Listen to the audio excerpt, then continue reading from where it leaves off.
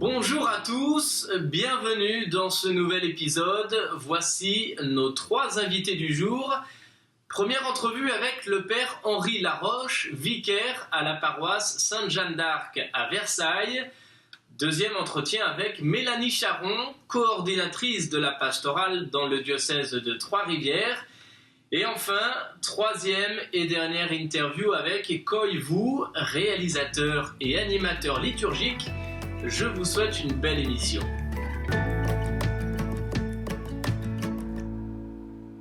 Bonjour Père Henri Laroche, merci beaucoup d'avoir accepté notre invitation. Tu es le vicaire de la paroisse Sainte-Jeanne d'Arc dans le diocèse de Versailles et comme tout le monde, tu as été frappé par les conséquences de la pandémie de coronavirus. Alors première question toute simple, pour commencer, comment est-ce que tu as vécu personnellement ce confinement ? Alors moi j'ai vécu comme un moment, comme beaucoup de Français, exigeant parce que il y a des règles qu'on n'avait jamais vécues avant, il y avait des contraintes qu'on n'avait jamais vécues avant et il fallait s'y plier. Donc c'est un moment assez exigeant. Ça a complètement changé notre rythme de vie parce que vous voyez comme prêtre, j'ai dû adapter mes horaires. On n'avait plus du tout le même calendrier, le même emploi du temps que d'habitude.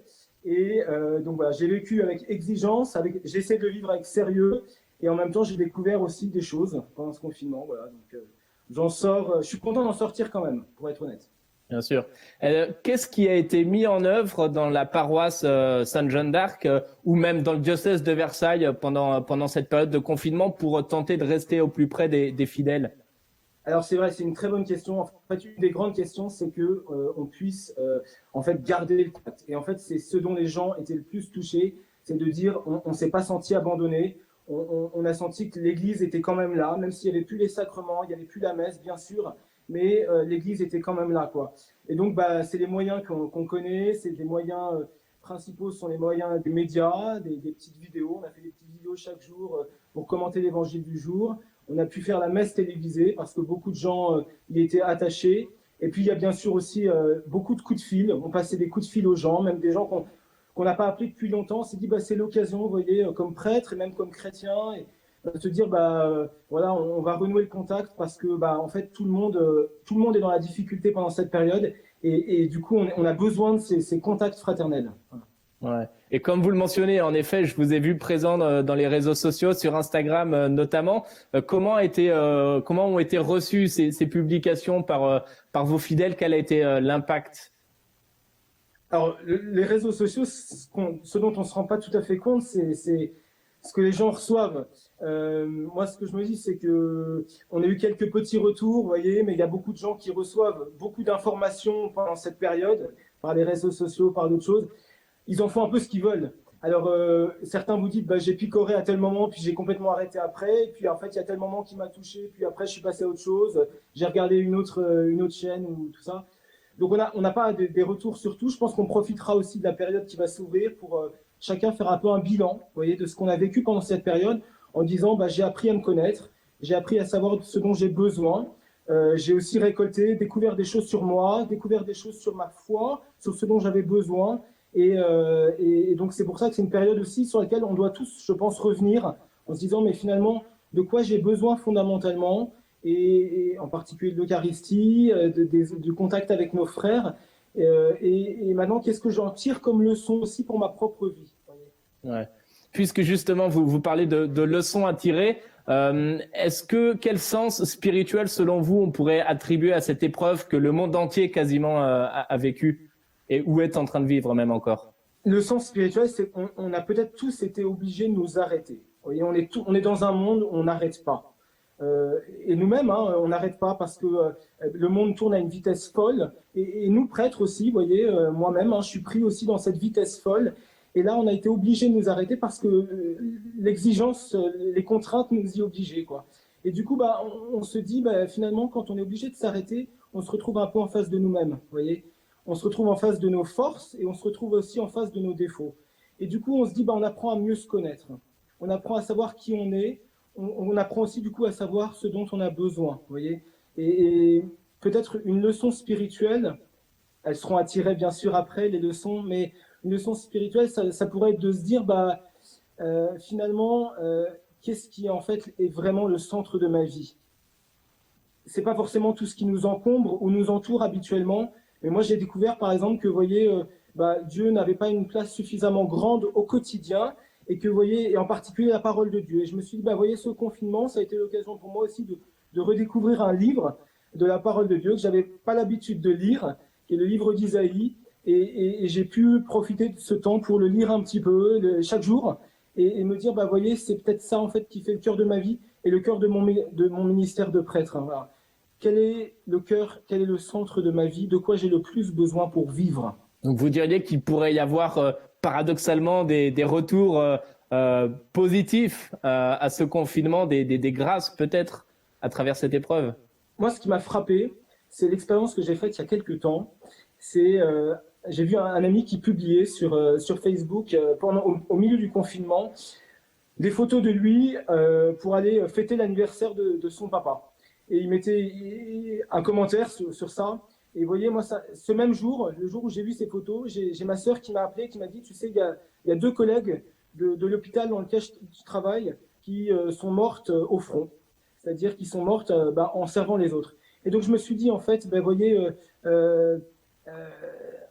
ça m'a fait réaliser un peu concrètement que, on est fait aussi pour donner notre vie. Vous voyez, on est fait pour donner notre vie et voilà, et cette exigence, le don de cette vie, ça enlève bien sûr rien à la gravité de ce qu'on a vécu, mais ça m'a fait prendre conscience qu'en fait, s'il y a peut-être une espérance à avoir, c'est qu'aujourd'hui, il y a encore des hommes, des femmes qui se lèvent et qui vont soigner les gens, qui vont donner leur vie pour d'autres. Et au milieu de la difficulté qu'on a traversée, on a vu se lever des choses comme ça, hein, des personnes qui ont donné leur vie. Et c'est peut-être l'espérance que j'ai à tirer, c'est qu'en fait, le sens de notre vie, il est dans le don. Il est dans le fait de s'offrir pour les autres, de libérer un peu de ce qui nous encombre habituellement ou du recentrage sur nous-mêmes permanent pour nous dire, mais en fait, il y en a d'autres autour de moi qui ont besoin de moi, qui ont besoin de mes mains pour servir, qui ont besoin de ma bouche pour consoler, qui ont besoin de mon cœur pour aimer. Et en fait, c'est une grande espérance parce que j'ai vu beaucoup, vous voyez, pendant ce confinement, de petites lueurs, d'espérance, de gens qui concrètement se sont mis au service les uns des autres. Bien sûr, il y a eu la gravité, la difficulté de ce qu'on a vécu, mais il y a aussi eu ces moments finalement de petite joie ou de petite espérance profonde de personnes qui se mettent au service les uns des autres, quoi. Et pour moi, c'est une grande source de paix pour notre monde aussi. Est-ce que vous direz qu'il y a un avant et un après en ce sens? Je ne sais pas. On verra en fait. Il y a eu un avant, c'est sûr, un avant qui était un monde effectivement qui va trop vite, qui étaient des gens qui étaient tournés sur eux-mêmes et sur leurs problèmes.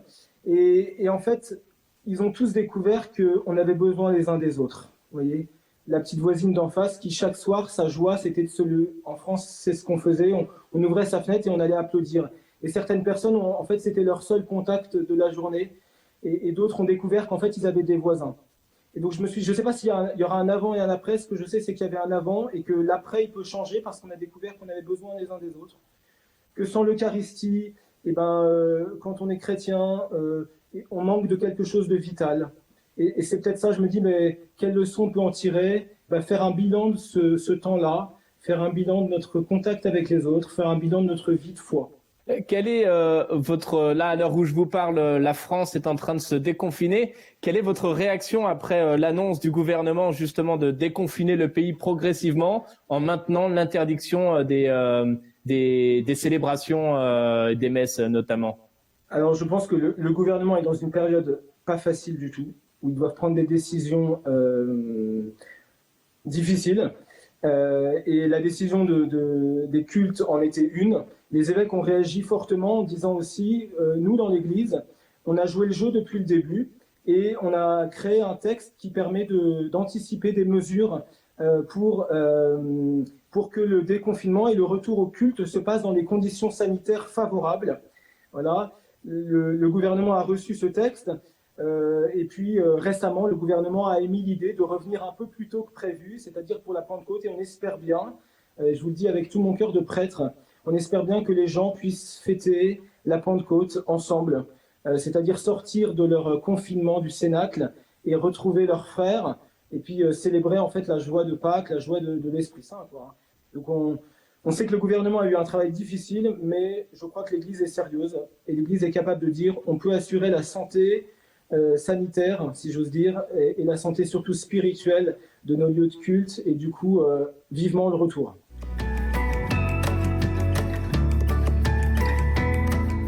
J'ai la joie d'avoir avec moi Mélanie Charron. Bonjour.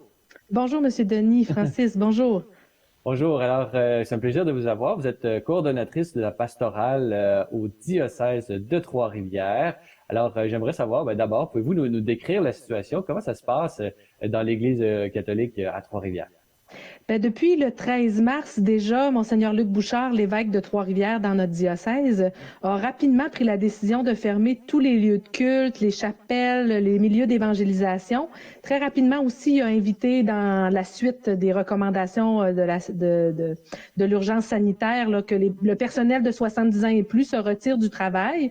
Donc, disons qu'on a vécu ça dans les dernières semaines, mais que là, on est dans le revers de la balance. On est déjà en train de penser à la réouverture de nos lieux de culte. C'est pas le cas actuellement. Monseigneur Bouchard veut être vraiment en phase avec l'Assemblée des évêques catholiques du Québec, puis de aussi la santé publique. Mais on est en train d'imaginer comment on pourrait, dans nos paroisses, redonner accès aux églises, aux rencontres communautaires, en sachant que les rassemblements sont interdits pour tout de suite. Mais on se prépare d'avance, disons. On est proactif. On n'est pas encore au temps des bilans, mais si vous aviez à nous décrire un peu là, dans les milieux, puisque votre façon de faire à Trois-Rivières, votre type de pastoral, c'est d'avoir des agents qui se rendent sur le terrain. Et donc, j'imagine que ça aussi, ça a dû être modifié, mais vous avez dû garder un contact privilégié avec les milieux. Parlez-nous comment ça s'est passé, le confinement, et comment ont-ils vécu un peu leur foi là, sur le terrain?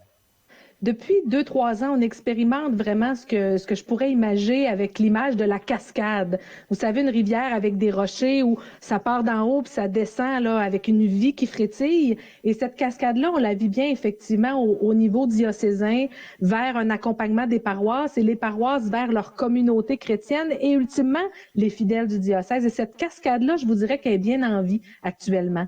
À titre d'exemple, on utilise les nouvelles technologies, dont les vidéoconférences, pour rencontrer nos prêtres modérateurs, les personnes à la coordination pastorale des paroisses, en accompagnement de type coaching, comme on faisait auparavant avec les rassemblements. Mais là, on le fait via vidéoconférence et ça nous permet d'entendre que les leaders eux-mêmes des communautés sont près de leurs paroissiens via le téléphone, via des visites paroissiales nouveaux genres. On a un prêtre modérateur à la TUC que vous avez peut-être déjà rencontré, M. Denis, Marc Lahaye, qui circule dans les rues de la TUC en annonçant d'avance sur la page Facebook quelle rue il va traverser et les gens sortent sur les perrons, il va lui-même sonner, s'assurer que les gens manquent pas de nourriture, manquent pas de rien, ne vivent pas trop la solitude et au fond, les leaders actuellement en paroisse nous disent à nous qui sommes du niveau plus diocésain, qui ont les oreilles en chou-fleur puis qui ont mal aux yeux rendus le soir parce qu'il y a une multiplication des rendez-vous téléphoniques,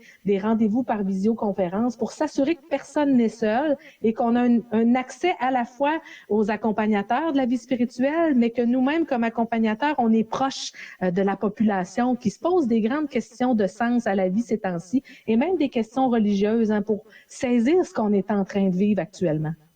Parlez-nous un peu quel genre de besoin l'Église, à quel type de besoin l'Église répond-elle dans la société en général, puisqu'elle ne se contente pas de servir et d'aider les catholiques, elle est ouverte à vraiment à tout le monde.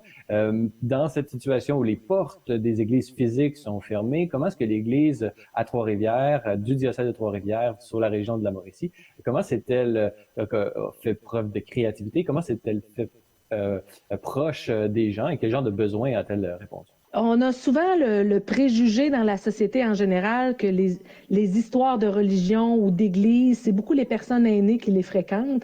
Mais avec ce qu'on est en train de vivre, on se rend compte que c'est vraiment intergénérationnel, la recherche de spiritualité. Et là, présentement, on a des réseaux virtuels qui continuent à cheminer sur le plan de la catéchèse avec des programmes qu'on a comme adaptés là, pour les catéchètes, puis des programmes plus diocésains, plus paroissiaux.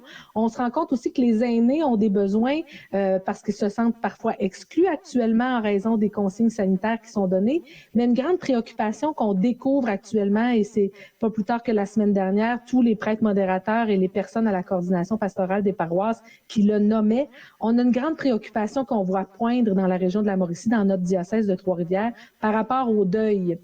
Actuellement, les deuils sont escamotés, les deuils sont vécus, excusez l'expression, un peu tout croche en raison du drame qu'on est en train de vivre, des personnes qui décèdent seules, des personnes qui décèdent de toutes sortes de causes naturelles ou même reliées à la COVID-19. Et on aura un prendre soin qui est déjà commencé envers les familles endeuillées.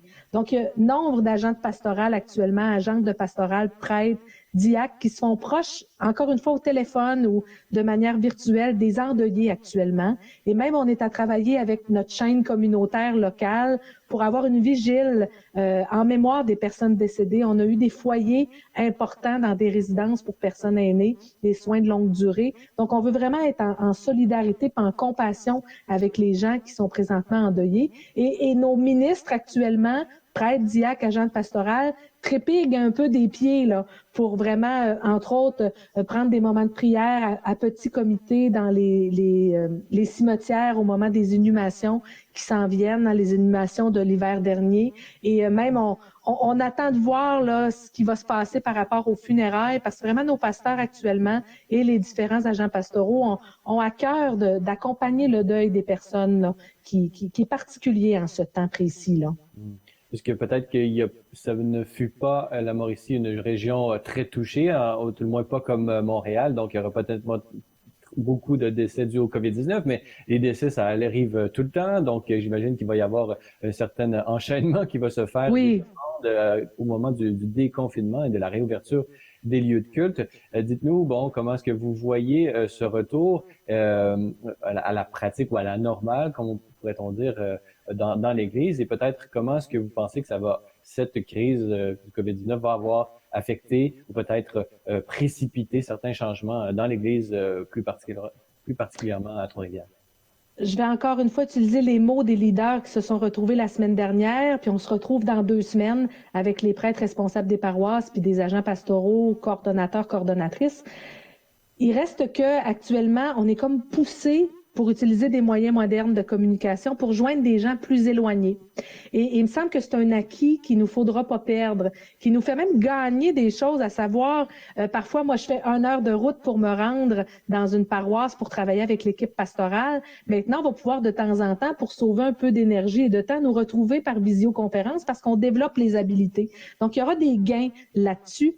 Mais assurément, comme disait le prêtre modérateur de la paroisse Saint-Cœur-de-Marie, ici dans Mekinac, un prêtre congolais qui est incardiné chez nous, l'abbé Benoît disait, mais il me semble qu'il ne faut pas perdre de vue l'équilibre à avoir entre l'incarnation, le charnel de notre foi, de nous rassembler, et aussi le monde virtuel qui peut être aussi à notre service.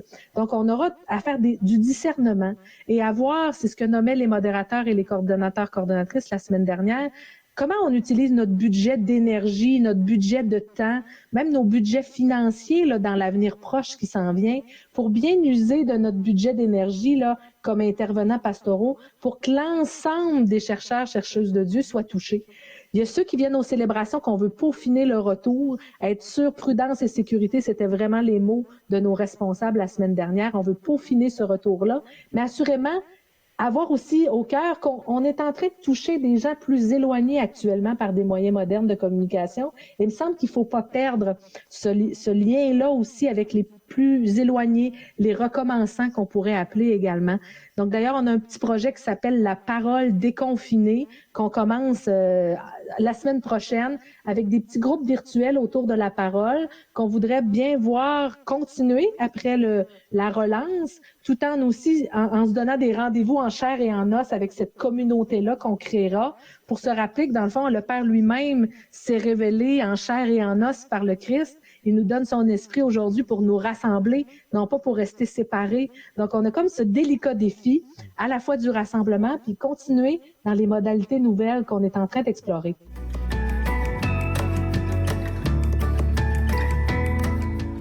Bonjour Coy. Bonjour Charles. Merci beaucoup d'être avec nous aujourd'hui. Je suis ravi de pouvoir te parler parce que de nombreuses personnes ne connaissent pas ton visage et pourtant tu es celui qui rend possible chaque jour la messe télévisée sur Ciel et Lumière depuis maintenant près de 10 ans, c'est énorme. Est-ce que tu sens le poids de cette lourde responsabilité sur tes épaules? Alors ça va faire bientôt 10 ans en effet que je fais ça tous les matins, du lundi au samedi, puis c'est en direct. Alors c'est vrai que par exemple les célébrants ça tourne, les chanteurs, les organistes ça tourne, mais moi bah voilà, globalement je fais ça presque tout seul toute l'année, il n'y a pas de vacances et donc il faut assurer l'ensemble des messes, y compris les fêtes liturgiques. Donc oui, c'est une responsabilité, on va dire, voilà, presque tous les jours. Mhm. Quelles sont les contraintes auxquelles tu fais face dans l'exécution de cette mission? Bah, le fait d'être tout seul, voilà, de ne pas avoir d'équipe, c'est-à-dire vraiment la ponctualité, d'arriver et que surtout tout fonctionne au niveau technique, parce que bien sûr il y a toujours des imprévus, des coupures de courant, d'internet ou autre chose. Donc c'est toujours un peu de stress lorsque tout va bien, ça passe, mais lorsqu'il y a des imprévus, bah, c'est toujours stressant et puis de devoir gérer ça tout seul. Alors même si les gens ne te connaissent pas physiquement parce que tu es de l'autre côté de la caméra, Koy, malgré tout, tu apportes un service énorme en diffusant cette messe télévisée chaque jour. Est-ce que tu sais à quel point cette messe peut être importante pour les gens et notamment en cette période de confinement et de pandémie? Alors, ce qu'on a remarqué, c'est qu'il y a toujours des personnes habituées à suivre la messe télévisée en semaine, de toute façon. Donc, dans la francophonie, on s'est fait connaître à l'extérieur du Canada pour cette messe en français tous les matins en direct. Donc, on est suivi. Mais c'est sûr qu'avec le confinement, on a remarqué une augmentation de nombre de vues, que ce soit en direct à la TV, sur YouTube et sur l'archive YouTube. On voit que ça répond vraiment à un besoin, à des attentes de personnes de vraiment communier spirituellement à la messe télévisée, qui est là depuis quelque temps à la cathédrale de Montréal. Mmh. En plus de filmer la messe, Koy, tu l'animes, tu l'accompagnes avec tes chants et avec un accompagnement musical également. Comment est-ce que tu peux nous expliquer cet engagement que tu as pour cette messe? Quel est le sens de cet engagement? Alors c'est vrai qu'avant le confinement, à l'Oratoire Saint-Joseph, nous avions toujours un ou une animatrice de chant avec l'organiste. Donc c'était vraiment depuis quelques années célébré avec la musique, vraiment la présence musicale et le chant. Donc cette habitude-là, je ne voulais pas l'enlever, et bien que les moyens techniques ne nous permettent pas d'avoir ces personnes-là pour nos messes en semaine, j'ai souhaité apporter de la musique. Donc j'ai simplement demandé à la cathédrale d'emprunter leur piano numérique, de m'installer un micro, et puis voilà, je fais comme je peux en direct d'apporter par le chant simplement voilà les quelques chants pour l'ordinaire, l'entrée, la communion, l'envoi par exemple, d'apporter une petite touche musicale pour que cette messe soit pas uniquement parlée, tout simplement. Ouais, en tout cas, merci beaucoup, Koy. C'est toute l'équipe de Ciel et Lumière qui se joint à moi pour te remercier pour tes services. Et avant de nous quitter, je crois que tu as quelque chose à nous offrir. Alors aujourd'hui même, donc le 30 avril, c'est mon 9e anniversaire de mariage. Et lors de mon mariage, j'avais offert à ma femme, à la réception, une chanson. C'était une surprise pour elle. Puis c'était une chanson composée par la famille Marie-Jeunesse, une communauté nouvelle du Québec, qui est basée à Sherbrooke, et que j'ai une chanson magnifique que je trouve. Et les paroles, en fait, s'adressent évidemment sous forme de prière à Jésus, mais c'est écrit de manière aussi à pouvoir s'adresser à la personne qu'on aime. Et donc, je trouvais que c'était très bien de pouvoir associer cet amour avec Dieu et cet amour avec mon épouse. Et donc, cette chanson s'appelle « Éternellement ».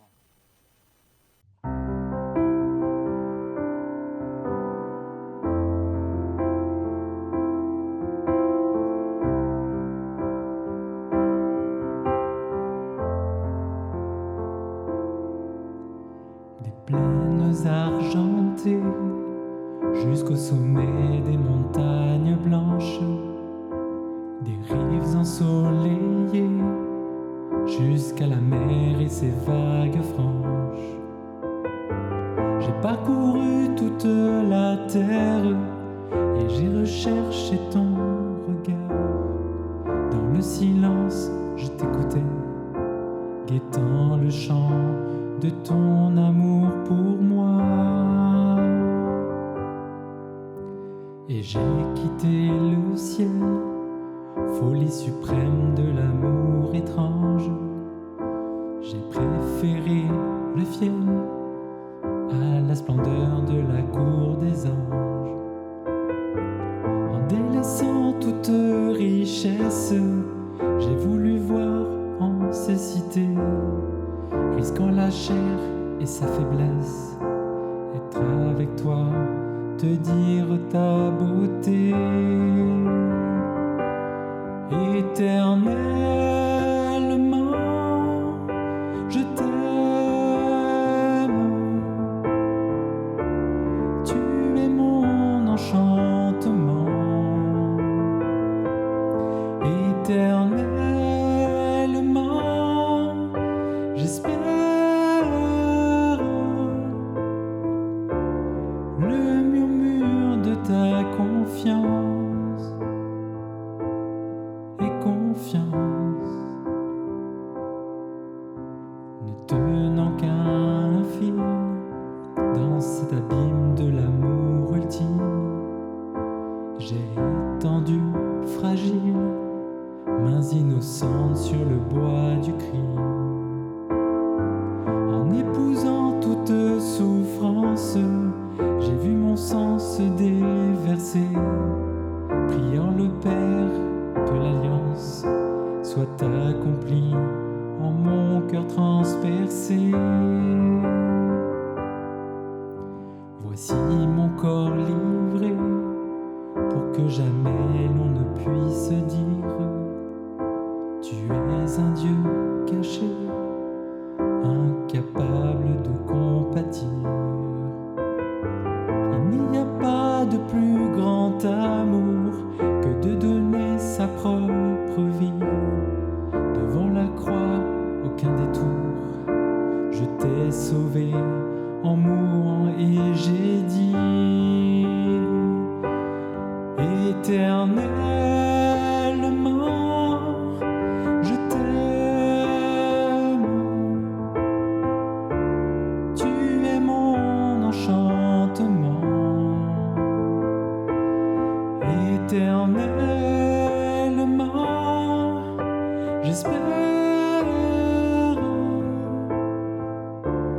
le murmure de ta confiance et confiance.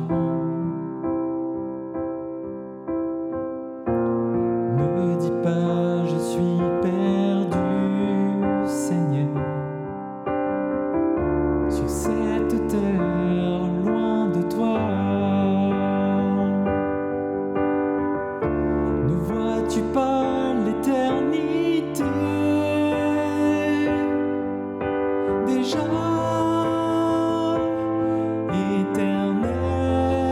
Éternellement, je t'aime. Tu es mon enchantement. Éternellement, j'espère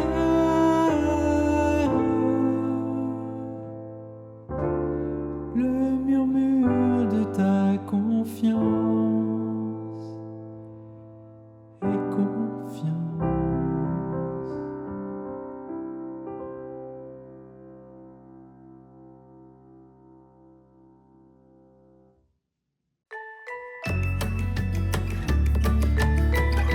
Voilà, c'est tout pour aujourd'hui. J'espère que cette émission vous a plu. Vous pouvez la retrouver sur notre site internet et sur notre page Facebook. Vous pouvez la partager et si vous le souhaitez, vous pouvez nous faire part de vos commentaires. Je vous dis à bientôt pour un prochain épisode.